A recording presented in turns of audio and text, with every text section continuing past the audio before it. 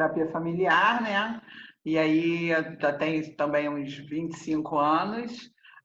Não, uns 25 anos. E aí foi quando eu comecei a usar o genograma.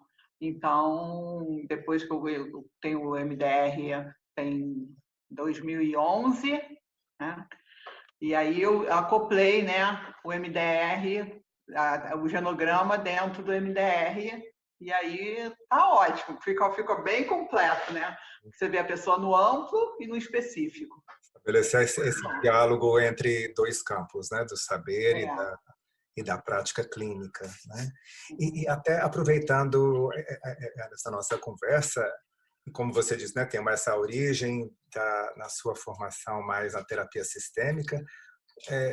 Como é que você utiliza o genograma? Se bem que, antes de fazer essa pergunta, eu acho que talvez seja importante a gente talvez esclarecer Definir, um pouco né? alguns Esclarecer um termos pouco. aqui, né?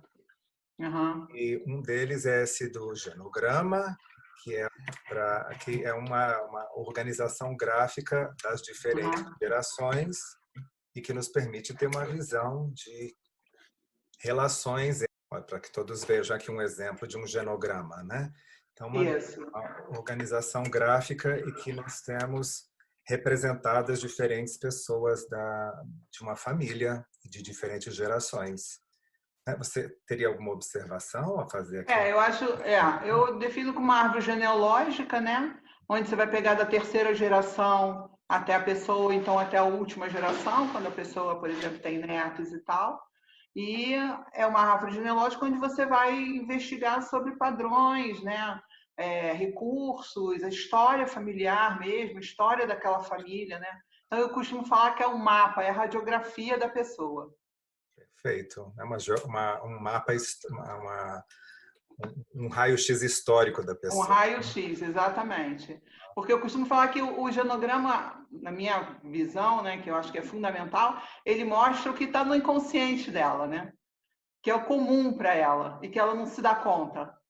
Muitas vezes, quer dizer, está aqui diante da pessoa, né? Como esse desenho, como essa representação, mas às vezes é uma série de coincidências, de repetições e que a pessoa Exatamente. não se apercebe no primeiro momento, já Isso. levada aí pelo dia a dia, né? E o mais legal que eu acho no genograma é que ele não é interpretativo, não é uma visão do psicólogo, né? A gente está lidando com fatos, com a história que aconteceu daquela família, né? Então isso é muito legal, porque é o paciente que te conta, mas muitas vezes ele não faz o link. E aí quando você devolve para, olha que interessante, não sei o que mais, ele fala, ué, como é que eu nunca parei para pensar nisso, né? Então, isso que eu acho que é o legal, né? Porque não é uma interpretação do psicólogo, né? É quase uma organização da biografia do paciente, né? Isso, isso. E a transmissão, o TTT, ou a transmissão transgeracional de traumas, tem exatamente tem a ver com o genograma podendo ser utilizado como uma ferramenta de ordem prática, Uhum. como exemplificar pontos na vida da pessoa que foram, de alguma maneira, marcantes e na vida da história dessa família, marcantes no sentido negativo, quando a transmissão é de trauma, ou no sentido positivo, quando a transmissão é de recursos, de habilidades, de ganhos que houve ao longo da história dessa família, né?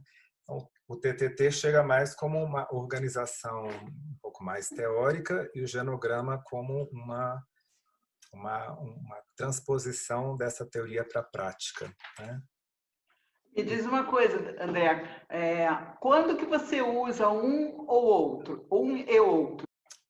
Na verdade, eu acho que é a maneira como nós olhamos para o paciente. Então, tendo em vista a minha formação inicial de MDR, de trauma, a organizadora dessa abordagem terapêutica chamava Francine Shapiro, ela morreu no ano passado, e ela dizia que quando nós vamos investigar uma dificuldade que o paciente traz, o ideal é nós tentarmos encontrar aquelas primeiras experiências que a pessoa teve na vida e que, de uma certa forma, preparam um terreno, quer dizer, criam uma certa fragilidade que depois, no futuro, pode ser reativada por algum estressor que a pessoa está vivendo, como, por exemplo, agora, um isolamento social ou É, a vivência de quarentena, né?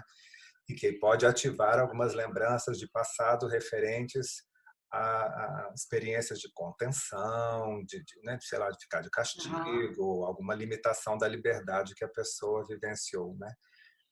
E só que observa à medida que nós começamos a investigar um pouco mais a vida pregressa do paciente em busca dessas recordações perturbadoras e que tem essa conexão, né, de passado e presente, muitas vezes a pessoa não consegue encontrar algo que justifique a dificuldade atual, né?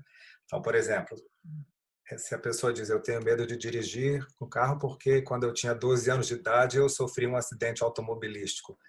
Ah, tudo bem, a ligação já foi feita de uma forma direta. Agora, se isso não acontece, a pessoa diz, por exemplo, eu tenho medo de morrer de fome, né? Mas Uhum. a sua condição de vida hoje não justifica isso. De onde é que vem isso? Então, quando Uhum. a gente começa a procurar mais a vida da pessoa e não encontra nada, é que eu acho que é uma oportunidade para nós tentarmos ampliar o nosso campo de visão e aí entrar com essa, por exemplo, o genograma e tentar identificar em que outros exemplos, em que outros momentos na vida dessa família, quem sabe não pode ter de fato havido uma vivência desse tipo, né? De falta de alimento e que, Isso é muito comum, né? pois é Esse principalmente exemplo, sinal, é muito comum, é. o medo de pobreza, medo de frio, medo né, do desamparo em geral, medo de Abandono. abandono, quer dizer, e às vezes a pessoa diz, bom, mas é estranho, porque na minha vida eu não me lembro de É, esse registro, né?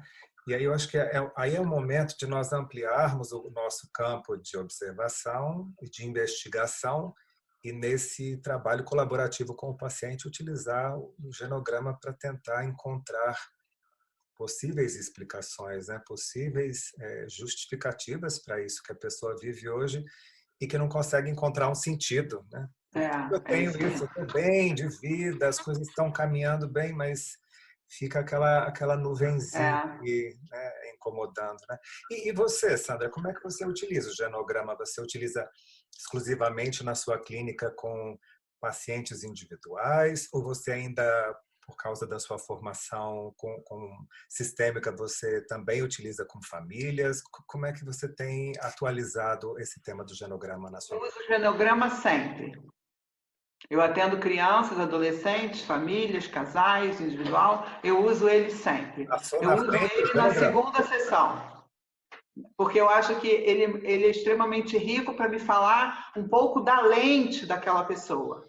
Sim. Entendeu? Então, o que que ela recebeu em termos de padrões, em termos de exemplos, em termos de traumas, né? Quais são os recursos que ela recebeu daquela família, bons ou ruins, você está entendendo? Então, assim, eu acho assim que o genograma é como se fosse o inconsciente dela, né? E ela vai buscar na vida atual, né? O que era comum para ela, mesmo que ela não se dê conta disso.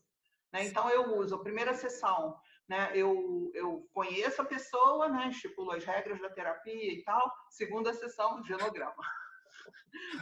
Sempre. O entendimento, o sintoma, entendeu? Então, acho que aqui o tratamento flui muito bem, né? Quando você já começa sabendo da história, entre aspas, completa. E mesmo com criança você consegue fazer o genograma e eles têm assim, abstração suficiente para estabelecer essas conexões? Eu uso com crianças, eu uso com bonecos, Hum, né? Não é com papel. E é muito útil, porque às vezes as famílias são confusas, né? Dois pais, não sei quantas avós, isso aqui, às vezes a criança fica perdida ali. sim. Né? Então aí a gente monta no chão com bonequinhos, entendeu? E aí a gente junta, eu vou ajudando ela, porque às vezes nem ela sabe muito bem quem é quem, né? Quem é quem. E é muito rico porque as crianças elas têm um entendimento, né? Agora, aprendo faço também com adolescentes, né? Então, mais ou menos com, acima de 12 anos, 13, eles também já conseguem fazer graficamente, a gente vai fazendo junto, eu vou explicando e tal.